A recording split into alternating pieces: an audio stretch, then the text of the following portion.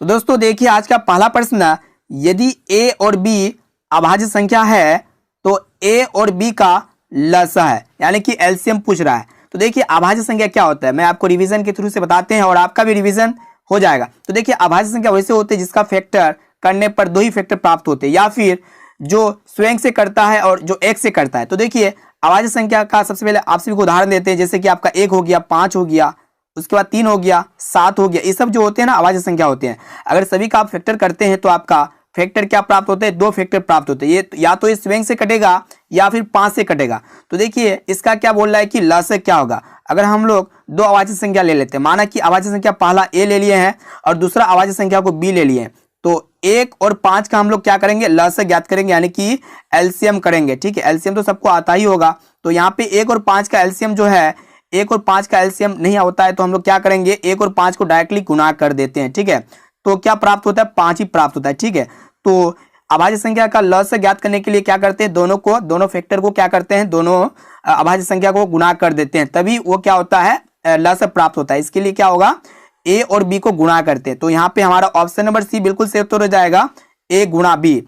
अब आइए देखिए यहाँ पे दूसरा प्रश्न कि निम्नलिखित में से कौन अभाज्य संख्या है। तो देखिए अभाज्य संख्या कौन होगा, आप सभी को तो पता हो ही गया होगा। तो देखिए ऑप्शन ए में आपका दिया हुआ है 15। तो देखिए 15 जो होगा ना अभाज्य संख्या नहीं होगा। क्यों नहीं होगा, ये जो करता है इसका फैक्टर करते हैं, तो यहाँ पे 3 का पढ़ा में 3 5 15 हो जाएगा, फिर 5 का 5 हो जाएगा। तो यहाँ पे फैक्टर कितना प्राप्त हुआ, 1, यहाँ पे 3 हो गया, फिर 5 हो गया, फिर यहाँ पे 1, यानी कि 3 को फैक्टर प्राप्त हुआ।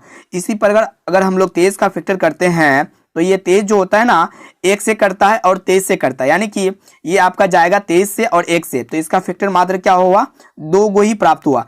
तो इसीलिए हमारा ऑप्शन नंबर बी बिल्कुल सेफ तो रह जाएगा 23। अब आइए अगला प्रश्न देखते हैं। देखिए हमारा जो तीसरा प्रश्न है कि निम्नलिखित में से कौन परिमेय संख्या है। तो देखिए परिमेय संख्या कौन होती है, जिसे p बटे q के फॉर्म में लिख सकते हैं, उसके फॉर्म में लिख सकते हैं या फिर व्यक्त कर सकते हैं, जहां पे नीचे वाला यानी कि q जो होता है 0 की इक्वलिटी नहीं होता है। तो देखिए ऑप्शन ए में आपका दिया हुआ है 2 माइनस √3, ये एक नहीं होगा परिमेय संख्या। बी में दिया हुआ है √5, ये भी नहीं होगा। और सी में देखने पा रहे हैं कि 2 √3 बटे √3 है। तो यहाँ पे क्या होगा कि √3 से √3 कैंसिल हो जाएगा, आपका बचेगा 2 एक क्या होता है, परिमेय संख्या होता है, यानी कि ये p बटे q के फॉर्म में लिख सकते हैं, 2 बटे 1 है। ठीक है, तो यहाँ पे option number C correct answer हो जाएगा, 2 √3 बटे √3। अब आइए देखिए यहाँ पे चौथा प्रश्न कि यदि 65 तथा 117 का मस 65m माइनस 117 के रूप में है तो m का मान है। देखिए बहुत ही इजी प्रश्न है, इसको हम लोग फॉर्मूला के अकॉर्डिंग बनाएंगे। ठीक है, और आप सभी को पता होगा कि दो संख्या का मस यानी कि a गुना b जो होता है ना, ये एचसीएफ गुना एलसीएम के बराबर होता है, एचसीएफ गुना एलसीएम के बराबर होता है, या फिर एलसीएम गुना एचसीएफ के बराबर होता है। ठीक है, तो इस फॉर्मूला के अकॉर्डिंग हम लोग इस मैथ को सॉल्व करने वाले हैं। तो देखिए दो संख्या क्या है, 65 है, उसके बाद 117 है, इसको हम लोग गुणा करेंगे, इसको गुणा करेंगे। ठीक है, और इसकी इक्वलिटी कर देंगे एचसीएफ गुना एलसीएम के। तो यहाँ पे एचसीएफ कितना हो जाएगा, 65m माइनस 117, फिर इसको गुणा करेंगे। जब 65 और 117 का एलसीएम ज्ञात करेंगे तो आपका प्राप्त होगा 585। तो आप लोग ज्ञात करके देख लीजिए 65 और 117 का एलसीएम कितना होता है। ठीक है, तो आप सभी का 585 प्राप्त होगा, है ना। तो देखिए ये 585 जो है ना ये गुणा में है, ये 585 क्या है, गुणा में। जब गुणा में होता है तो लेफ्ट साइड में आएगा, तो ये बटे में हो जाएगा। तो यहाँ पे आप सभी का हो जाएगा 65 गुणा 117 बटे 585 बराबर हो जाएगा आपका 65m माइनस 117। ठीक है, तो देखिए ये आपका करता है 13 का पढ़ा में काटेंगे तो 13 5 65 हो जाएगा यहाँ पे। उसके बाद यहाँ पे 13 चौका 52, यहाँ पे 6 बचता है ना, यहाँ पे आपका 6 बचता है, 13 5 65 हो जाएगा। ठीक है, फिर यहाँ पे हम लोग काटने वाले 5 का पढ़ा में 5 9 45 हो जाएगा। फिर यहाँ पे काटेंगे 9 का पढ़ा में 117 को काटेंगे तो 9 1 का 9 है ना, 9 3 27। तो यहाँ पे एक समीकरण प्राप्त होता है, यानी कि 13 बराबर हो जाएगा आपका 65m माइनस 117। ठीक है, तो देखिए ये 117 जो है ना माइनस में, तो उधर लेफ्ट साइड जाने के बाद क्या हो जाएगा, प्लस में हो जाएगा। तो 13 प्लस 117 बराबर हो जाएगा 65m। ठीक है, 65m।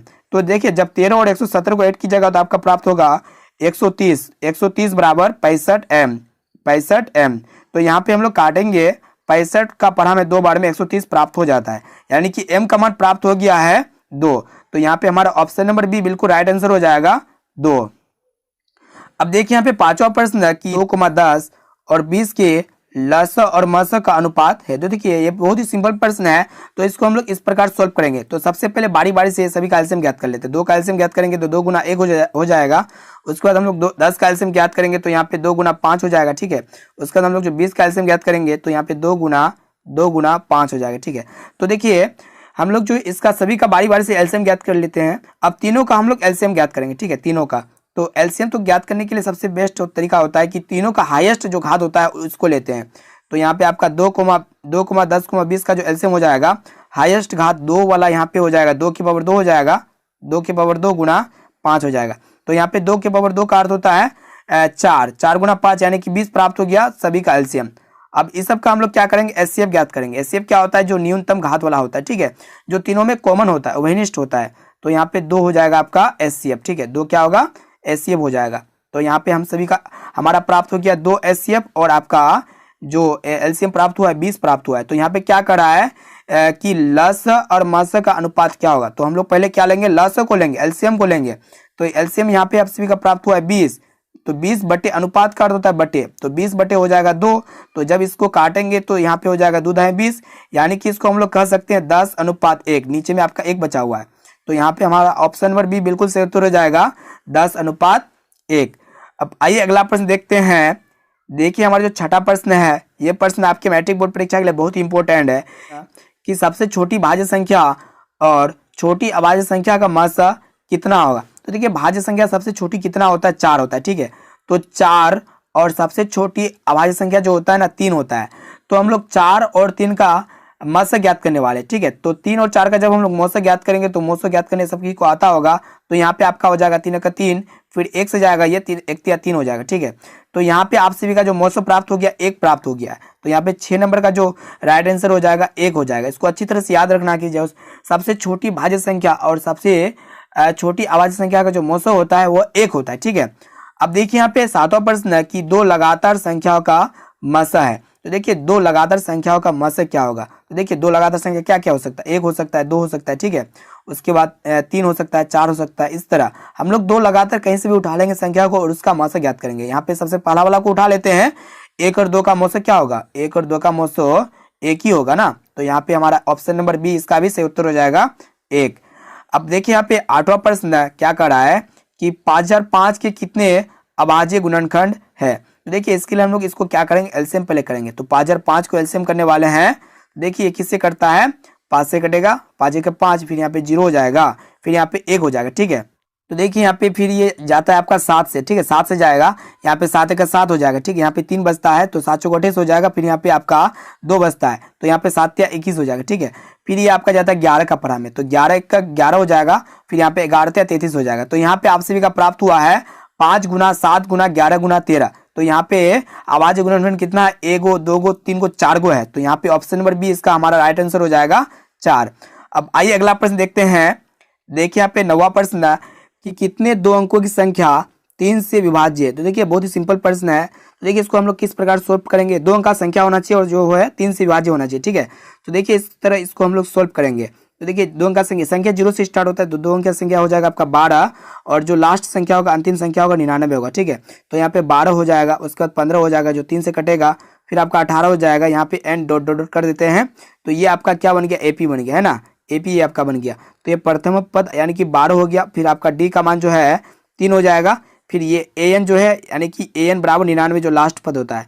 तो एन का फॉर्मूला आप सभी को पता होगा, एन बराबर जो होता है A plus N minus 1 into D, ठीक है। तो इसके अकॉर्डिंग हम लोग इसको सोल्व करेंगे। तो यहाँ पे एन का मान जो है 99 दिया हुआ है, तो हम लोग यहाँ पे 99 लिख देंगे। तो देखिए ए का मान यहाँ पे 12 है तो 12 लिख देंगे, प्लस यहाँ पे एन का मान हमें ज्ञात करना है, तो एन माइनस 1 इंटू डी का मान यहाँ पे 3 प्राप्त है। तो देखिए 99 यहाँ पे 12 प्लस में इधर आके 99 माइनस 12 हो जाएगा, ठीक है। 99 माइनस 12 बराबर एन माइनस 1 इंटू 3। तो देखिए जब 99 में 12 को माइनस करते तो यहाँ पे आप सभी का बचता है 87 बराबर एन माइनस यहाँ पे एन माइनस 1। तो देखिए 3 गुना में इधर आके बटे हो जाएगा, यानी कि 87/3 बराबर एन माइनस 1। तो देखिए इसको हम लोग काटेंगे तो 3 गुना 6 हो जाएगा, 3 गुना 27 हो जाएगा। तो यहाँ पे हमारा प्राप्त होता है एन माइनस 1 बराबर 29। तो इसीलिए एन बराबर क्या हो जाएगा, एन बराबर यहाँ पे 29 में 1 ऐड हो जाएगा, तो 29 और 1 कितना हो जाएगा, 30 हो जाएगा, ठीक है। तो ये हमारा राइट आंसर हो जाएगा ऑप्शन नंबर बी 30। तो कितने दोनों की संख्या होगा जो 3 से विभाज्य होगा? 30। अब आइए देखिए यहाँ पे 10वां प्रश्न यहाँ पे क्या कह रहा है कि दो संख्याओं का गुणनफल 8670 है और उसका मसा 17 है, तो उसका लसा होगा। तो देखिए बहुत ही सिंपल प्रश्न है। यहाँ पे दो संख्याओं का गुणनफल कितना दिया हुआ है? 8670 दिया हुआ है। तो इसको हम लोग फॉर्मूला के अकॉर्डिंग बनाएंगे, जो a गुना b होता है लसा गुना मसा की इक्वलिटी होता है। तो यहाँ पे दो संख्या का गुणनफल यानी कि 8670 बराबर दिया हुआ है आपका, यहाँ पे मसा दिया हुआ है 17, और मान लेते हैं कि दूसरा संख्या को x यानी कि लसा को हम लोग x मान लेते हैं, ठीक है। तो यहाँ पे लसा को x मान लिए, तो लसा हमको ज्ञात करना है यानी कि x ज्ञात करना है। तो देखिए 17 गुना में है ना, तो इधर आने के बाद क्या हो जाएगा? बटे हो जाएगा। 8670/17 बराबर x यानी कि लसा। तो यहाँ पे इसको हम लोग काट देंगे तो 17 5 85 हो जाएगा। यहाँ पे एक बचता है, एक और 17 हो गया, 17 1 17, उसके बाद 1 0 है तो 1 0। तो यहाँ पे 510 हमारा राइट आंसर हो जाएगा। ऑप्शन नंबर डी बिल्कुल सही उत्तर है। अब देखिए यहाँ पे हमारा जो अगला प्रश्न है यानी कि 11वां प्रश्न है कि 6,8 और 22 का लसा और मसा का अनुपात है। तो देखिए बहुत ही सिंपल प्रश्न है। इस तरह का प्रश्न हम लोग इससे पहले सॉल्व किए, इसी वीडियो में सॉल्व किए। तो देखिए सबसे पहले हम लोग क्या करते हैं कि तीनों का एलसीएम अलग अलग से करते हैं। तो यहाँ पे हम लोग 6 का एलसीएम कर लेते हैं। तो यहाँ पे जब 6 का एलसीएम करेंगे तो 2 गुना 3 हो जाएगा, ठीक है। उसके बाद हम लोग किसका एलसीएम करेंगे? 8 का एलसीएम करेंगे। तो जब 8 का एलसीएम करेंगे तो यहाँ पे क्या होगा? 2 गुना 2 गुना 2 हो जाएगा, ठीक है। इसी प्रकार हम लोग 22 का एलसीएम करेंगे तो 22 का एलसीएम जो करेंगे 2 गुना 11 हो जाएगा, ठीक है। 2 गुना 11। देखिए एलसीएम अगर हम लोग तीनों का एलसीएम करेंगे तो क्या हो जाएगा? जो हाईएस्ट घात वाला होता है उसी को लेते। तो यहाँ पे देखिए कि हाईएस्ट घात जब हम लोग 8 का फैक्टर किए तो इसमें 8 के फैक्टर में हाईएस्ट घात 2 के पावर 3 है। तो हम लोग यहाँ पे क्या करेंगे? 2 के पावर 3 का अर्थ होता है 8, तो 8 को ले लेंगे। उसके बाद हम लोग यहाँ पे क्या करेंगे कि 3 को ले लेंगे। उसके बाद हम लोग यहाँ पे 11 को ले लेंगे। तो ये आपका हो गया एलसीएम ज्ञात हो गया, ठीक है। उसके बाद आप सभी को क्या करना है कि तीनों का मस ज्ञात करना है। तो मस क्या होता है कि जो तीनों में कॉमन होता है वही निष्ठ होता है, वो आपका क्या होता है? मस होता है। तो देखिए कि 2 सभी में कॉमन आ रहा है ना, तो ये आपका क्या हो गया? 2 क्या हो गया? मस हो गया। तो हम लोग इसको क्या करेंगे? डिवाइड करेंगे यानी कि अनुपात ज्ञात करेंगे। तो 2 का परामे आपका 2 चुका 8 हो जाएगा। हम लोग क्या करेंगे कि 4 को 3 से गुणा करेंगे तो 12 हो जाएगा। 12 को हम लोग 11 से गुणा करने वाले हैं ना। तो देखिए जब 12 को 11 से गुणा करेंगे तो यहाँ पे आपका 12 गुना 12, तो यहाँ पे क्या हो जाएगा? 2 3 और यहाँ पे 1 यानी कि 132, और नीचे में बचता है आपका 1। तो यहाँ पे आपका ऑप्शन नंबर ए बिल्कुल राइट आंसर हो जाएगा, 132/1। अब देखिए इस तरह अगला प्रश्न यानी कि 12वां प्रश्न यहाँ पे क्या कह रहा है कि 96 का अभाज्य गुणनखंड क्या होगा। तो देखिए 96 का हम लोग क्या करने वाले हैं? अभाज्य गुणनखंड करने वाले हैं यानी कि फैक्टर करने वाले हैं, ठीक है। तो देखिए यहाँ पे किससे जाएगा? 2 से जाएगा, है ना। 2 चुका 8 हो जाएगा, 2 8 16 हो जाएगा। यहाँ पे फिर हो जाएगा 24 दूना 48 हो जाएगा। फिर यहाँ पे आपका 2 से जाएगा, है ना। 12 दूना 24 हो जाएगा। फिर 2 से 2 चुका 12 हो जाएगा आपका। फिर 2 से जाएगा, 2 तिया 6 हो जाएगा। तो यहाँ पे 2 की देखिए यहाँ पे कितना बार है? 2 3 4 5 यानी कि 2 के पावर 5 गुना 3, ठीक है। यहाँ पे क्या हो जाएगा? 2 के पावर 5 गुना 3 यानी कि ऑप्शन नंबर सी बिल्कुल सही उत्तर हो जाएगा, 2 के पावर 5 गुना 3। अब आइए इस तरह देखते हैं, अगला प्रश्न को देख लेते हैं। देखिए हमारा जो 13वां प्रश्न यहाँ पे क्या कह रहा है कि 0.3 के ऊपर बार का परिमेय रूप में लघुत्तम रूप है, यानी कि परिमेय रूप में व्यक्त करना होता है 0.3 के ऊपर बार को। तो इसके लिए हम लोग क्या करेंगे कि सबसे पहला तरीका आपको बताते, आसान तरीका बताते, ठीक है। तो देखिए 0.3 के ऊपर बार है ना, तो सबसे पहले आपसे भी दशमलव को हटा दीजिए और बार को हटा दीजिए, संख्या को उतार दीजिए, यानी कि 3 आपका होगा। माइनस करना होता है कि देखिए ये अनावर्ती अंकों से बनी संख्या को लिखना होता है। तो अनावर्ती अंकों से बनी संख्या का अर्थ होता है जिसके ऊपर बार नहीं होता है। तो यहाँ पे आपका 0 हो जाएगा, बटे आपका करना होता है 10 के पावर, यहाँ पे दशमलव के बाद बनी संख्या कितना संख्या? दशमलव के बाद एक ही संख्या है, 3 है सिर्फ। तो यहाँ पे 10 के पावर 1 हो जाएगा। माइनस करना होता है 10 के पावर दशमलव के बाद अनावर्ती अंकों से बनी संख्या, तो क्या है? 0 है, एक कोई भी संख्या नहीं है। तो हम लोग इसको सोल्व करते हैं। जब 3 में 0 को माइनस करते हैं तो 3 हो जाएगा, बटे हो जाएगा 10 के पावर 1 का अर्थ होता है 10, माइनस 10 के पावर 0 का अर्थ होता है 1। तो यहाँ पे 3 बटे, यहाँ पे 10 के पावर 10 में जब 1 माइनस करेंगे तो आपका 9 प्राप्त होगा। तो यहाँ पे करता है 3 का 3, 3 तिया 9, तो 1/3 आपका सही उत्तर हो जाएगा, 1/3। अब यहाँ पे देखिए 14वां प्रश्न यहाँ पे क्या कर रहा है कि 7 + 3√2 है। तो देखिए 7 + 3√2 है, एक क्या होगा? अपरिमेय संख्या होगा। कैसे होगा आपको, आप सभी को बताते हैं। 7 एक परिमेय संख्या होगा, उसके बाद 3√2 एक अपरिमेय संख्या। एक परिमेय संख्या और एक अपरिमेय संख्या का योगफल हमेशा अपरिमेय संख्या होता है। यहाँ पे ऑप्शन नंबर बी बिल्कुल राइट आंसर हो जाएगा, अपरिमेय संख्या। सिर्फ योगफल ही नहीं, अगर यहाँ पे गुना रहता तब भी क्या होता है, ये अपरिमेय संख्या होता है। यहाँ पे अगर डिवाइड क्या हो रहता, भाग रहता, तब भी आपका क्या होता, अपरिमेय संख्या होता। ठीक है, अब देखिए यहाँ पे 15वां प्रश्न यहाँ पे क्या कर रहा है कि निम्न में से कौन परिमेय संख्या है। तो देखिए बहुत ही सिंपल प्रश्न है, यहाँ पे आप सभी को बतलाना है कि कौन जो है परिमेय संख्या है। तो देखिए परिमेय संख्या कौन होता है, जो रूट के बाहर निकल जाता है, जो p/q के रूप में आता है, जो रूट के अंदर होता है वो आपका अपरिमेय संख्या होता है। तो यहाँ पे देखिए कि √5 ये एक अपरिमेय संख्या, ये होगा नहीं। 2√3 ये भी नहीं होगा क्योंकि यह एक क्या है, अपरिमेय संख्या है। उसके बाद देखिए यहाँ पे 4 - √5 ये भी एक क्या है, अपरिमेय संख्या, ये भी नहीं होगा। और देखिए ये √16 जो है ना, ये रूट से बाहर निकल जाएगा। ठीक है, और 16 जो है 4 का स्क्वायर रूट है, तो यहाँ पे 4 जो है एक परिमेय संख्या है। तो यहाँ पे ऑप्शन नंबर डी बिल्कुल सही उत्तर हो जाएगा, √16। अब आइए अगला प्रश्न देखते हैं।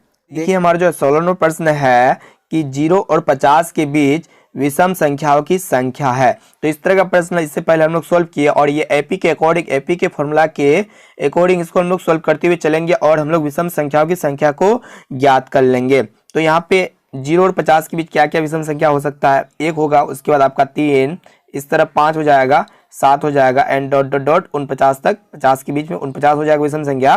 तो ये एपी के फॉर्म में है। तो यहाँ पे ए बराबर हो जाएगा 1, उसके बाद यहाँ पे डी यानी कि सारांतर यहाँ पे आपका हो जाएगा 2, उसके बाद एन बराबर हो जाएगा 49, है ना।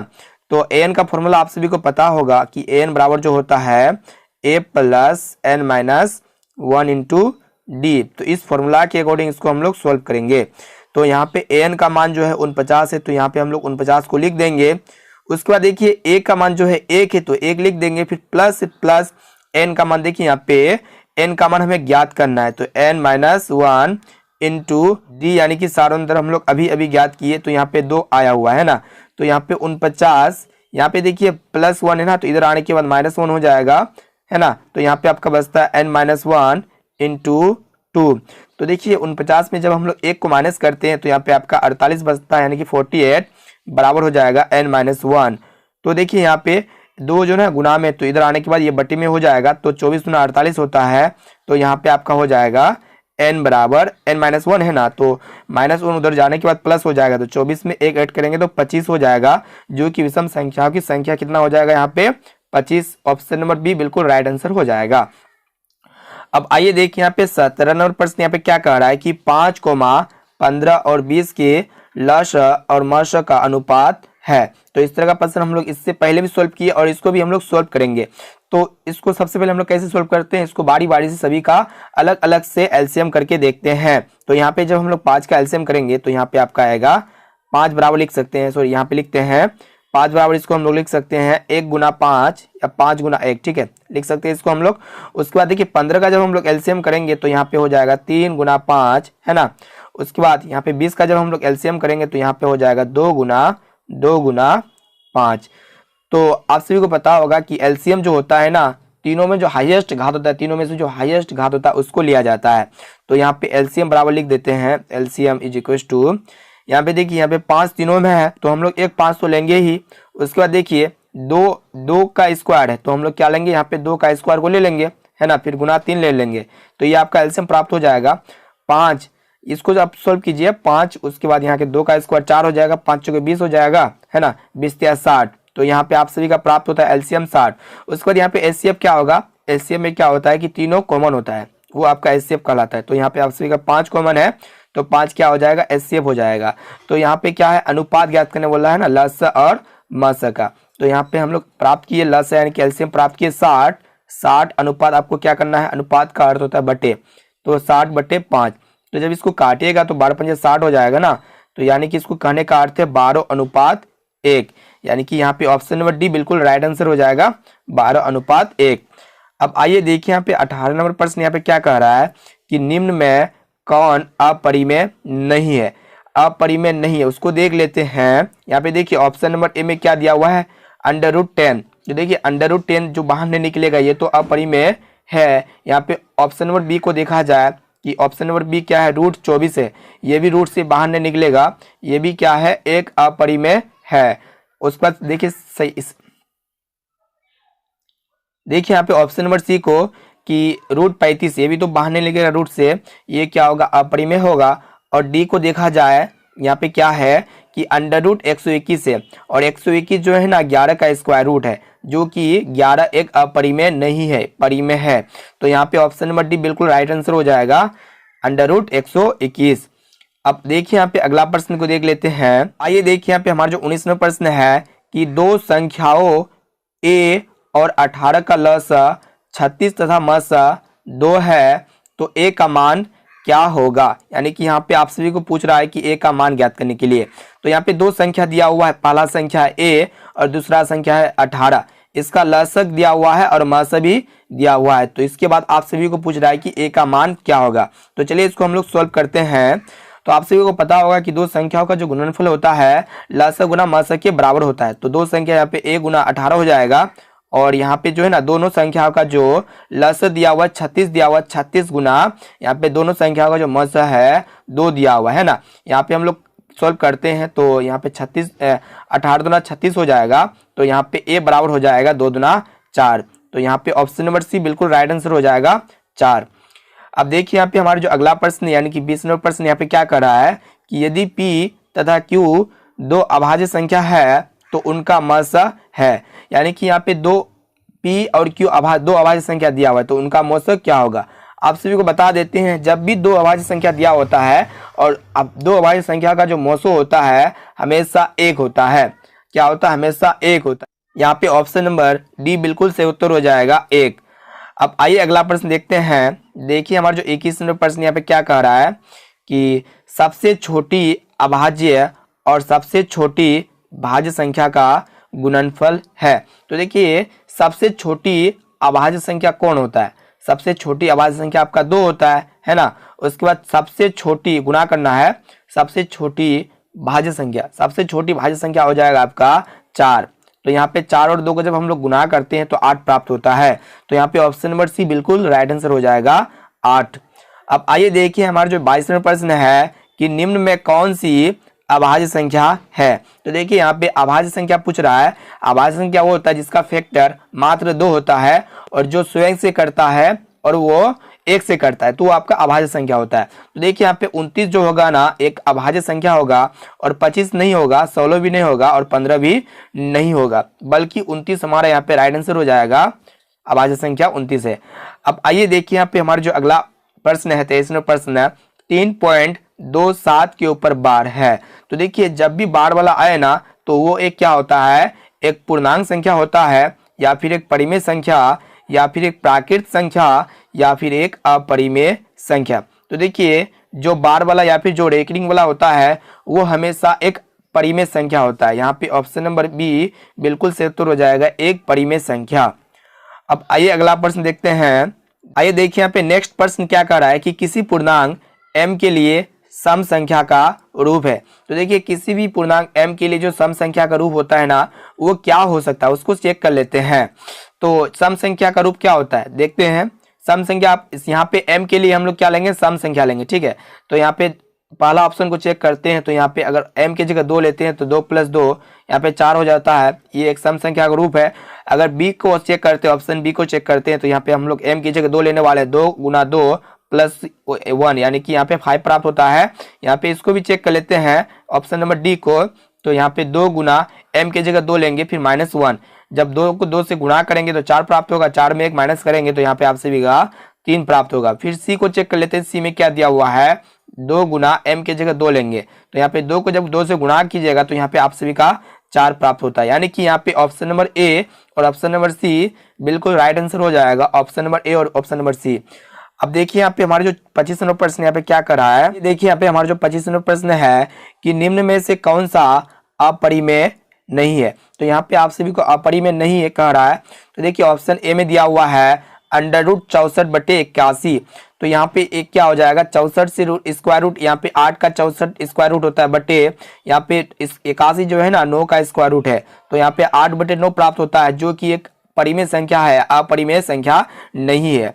तो यहाँ पे ऑप्शन नंबर ए बिल्कुल राइट आंसर हो जाएगा, √64/81। अब आइए अगला प्रश्न देखते हैं। देखिए हमारा जो अगला प्रश्न है कि निम्नलिखित में किसका दशमलव प्रसार शांत है। तो इसको हम लोग जो सॉल्व करेंगे सरल तरीका से आप याद रखिए कि जिसका भी दशमलव प्रसाद शांत या फिर आसान कहेगा ना, तो उसको हम लोग इस प्रकार सॉल्व करेंगे। तो सबसे पहले आप सभी को क्या करना होता है कि हर का एलसीएम लेना पड़ता है। तो हम लोग एलसीएम ले लेते हैं हर का। तो यहाँ पे जब हम लोग 8 का एलसीएम लेते हैं तो 2 गुना 2 आता है, यानी कि 2 की पावर 3 आता है।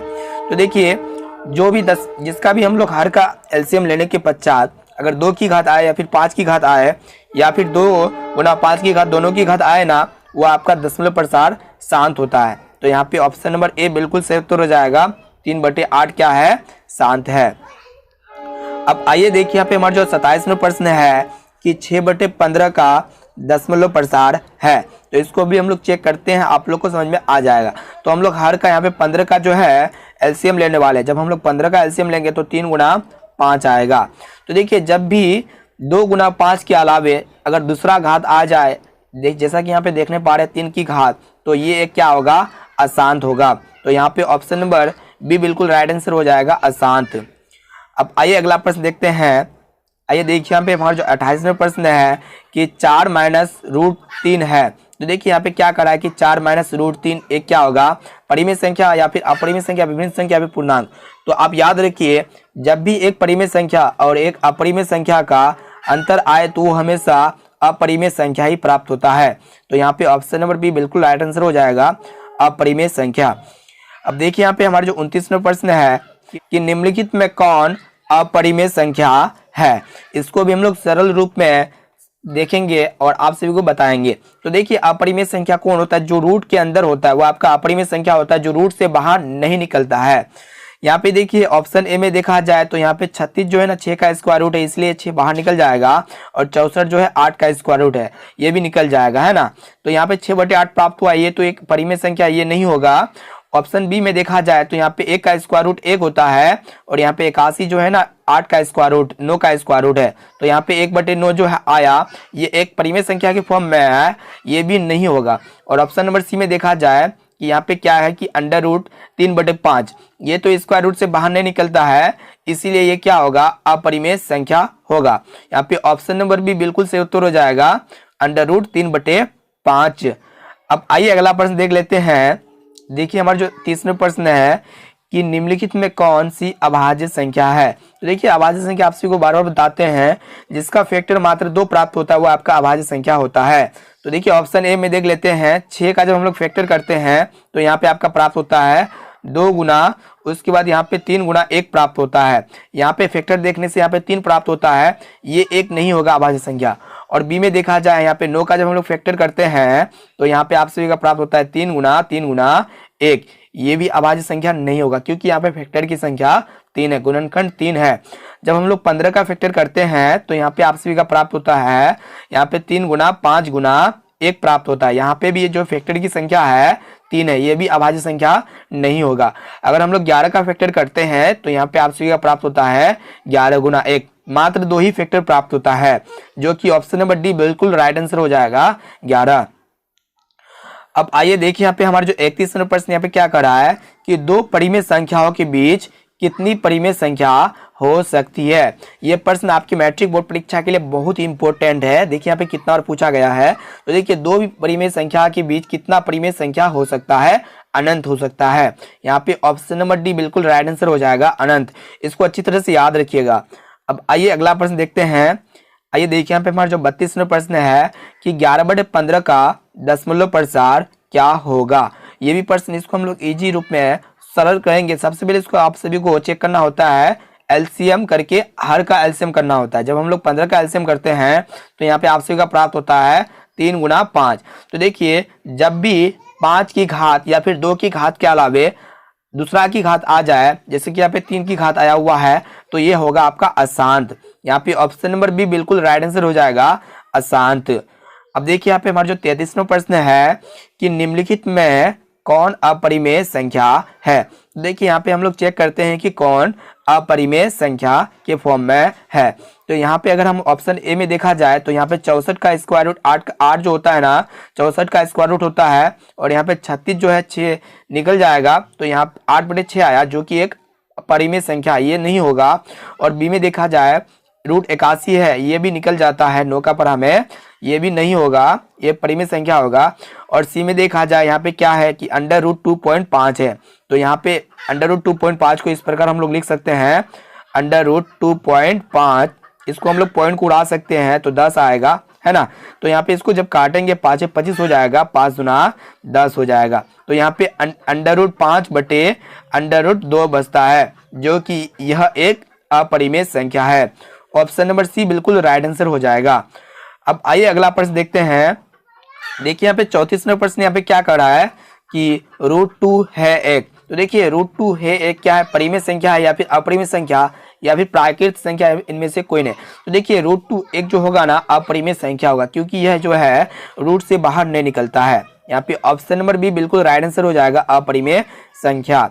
अब आइए देखिए यहाँ पे 35वां प्रश्न यहाँ पे क्या कह रहा है कि 2 या 2 से अधिक अभाज्य संख्याओं का मौसा है।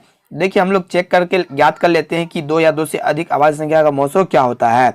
तो अभाज्य संख्या हो जाएगा आपका, अभाज्य संख्या ले लेते हैं, यहाँ पे 2 ले लेते हैं, ठीक है, 3 ले लेते हैं, 5 लेते हैं, तीनों का हम लोग मौसा ज्ञात करके देखते हैं। तो जब हम 2 का एलसीएम लेंगे, तीनों का मौसा ज्ञात करने का सबसे अच्छा तरीका बताते हैं, तीनों को अलग अलग से एलसीएम कीजिए। तो यहाँ पे जब हम लोग 2 का एलसीएम करते हैं तो 2 गुना 1 हो जाएगा। जब हम लोग 3 का एलसीएम करते हैं तो यहाँ पे 3 गुना 1 हो जाएगा।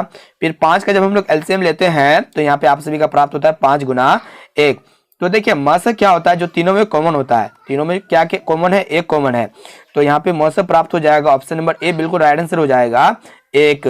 अब आइए देखते हैं अगला प्रश्न। देखिए हमें 36वां प्रश्न यहाँ पे क्या कर रहा है कि निम्नलिखित में कौन परिमेय संख्या है। तो देखिए परिमेय संख्या कौन होता है, ये देखिए कितना और प्रश्न पूछा हुआ है, काफी महत्वपूर्ण है। इसको अच्छी तरह से ध्यान से देखिएगा कि परिमेय संख्या कौन होता है, जो रूट से बाहर नहीं निकलता है, जो पी बटे क्यू के फॉर्म में होता है, जहां क्यू जो होता है डज नॉट इक्वल टू 0 होता है।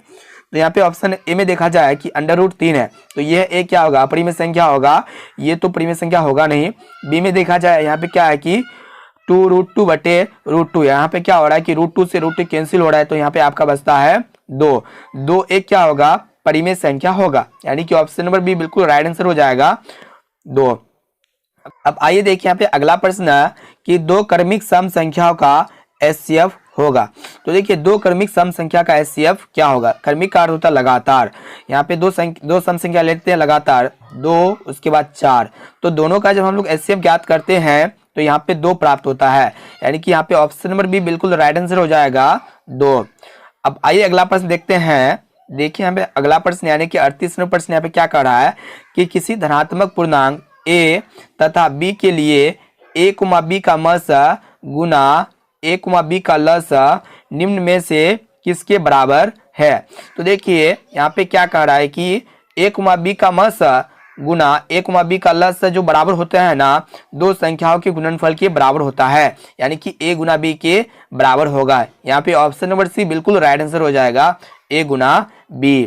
अब आइए अगला प्रश्न देखते हैं कि यूक्लिड विभाजन एल्गोरिथम 2 धनात्मक पूर्णांकों के निम्न में किसे परिकलित करने का तरीका है। तो देखिए हम लोग जो है ना मैथ्स को सॉल्व करते हुए आ रहे थे क्लास 10th में एक्सरसाइज 1.1 को, जो यहाँ पे हम लोग क्या ज्ञात करते थे, यूक्लिड विभाजन एल्गोरिथम से एचसीएफ ज्ञात करते थे, यानी कि मौसा ज्ञात करते थे। यहाँ पे ऑप्शन नंबर बी बिल्कुल राइट आंसर हो जाएगा मौसा। अब आइए अगला प्रश्न देखते हैं।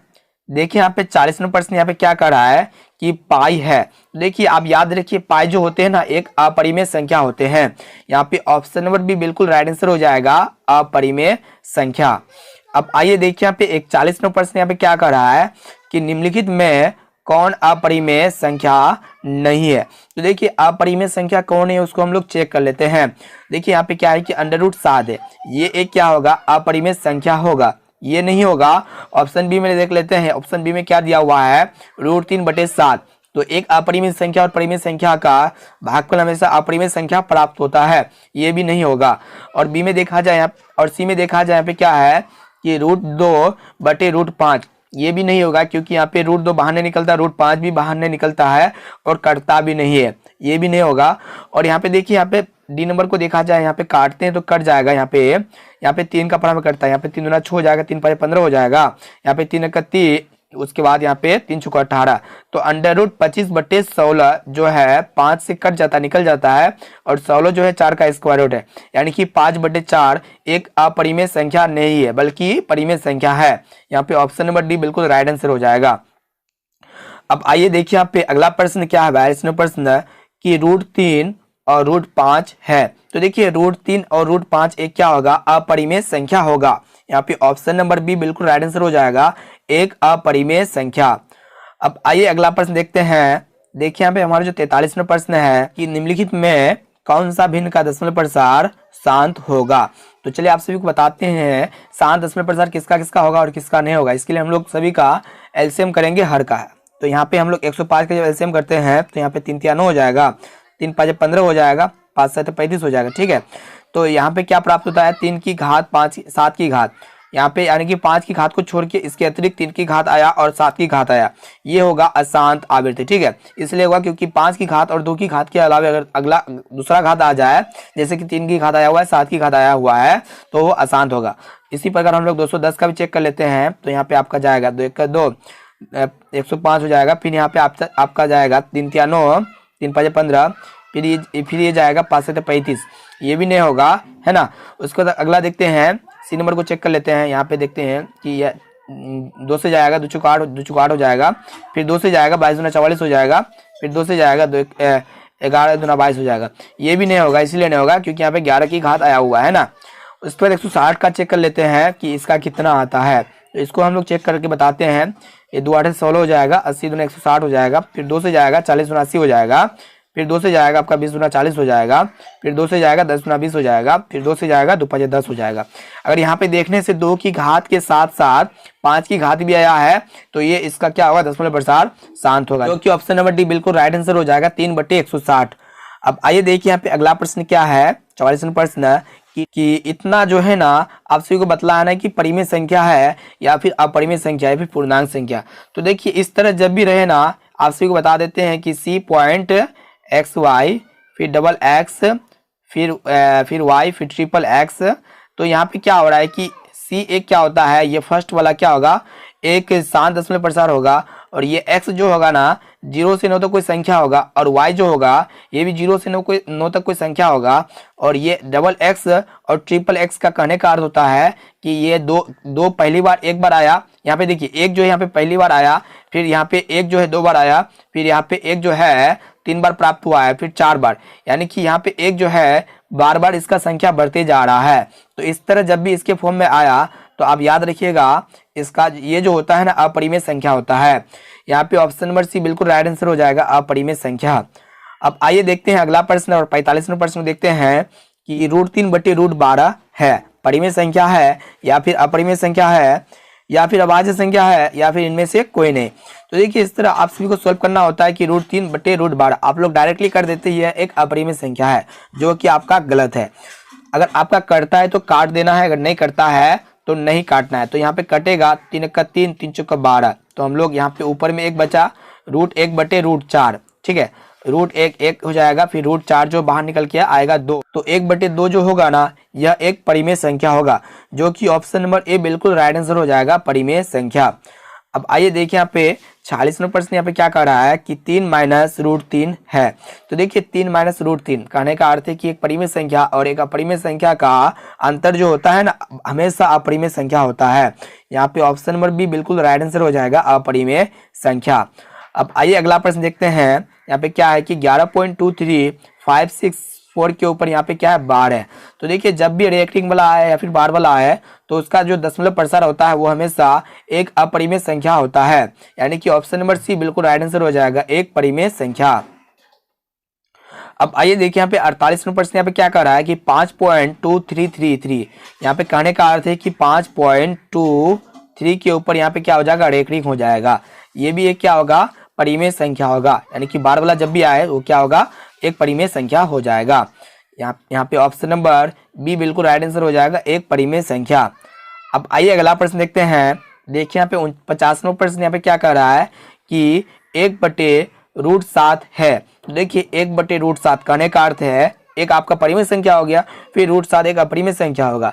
जब दोनों को भाग करते हैं तो इसका भागफल हमेशा अपरिमेय संख्या ही प्राप्त होता है।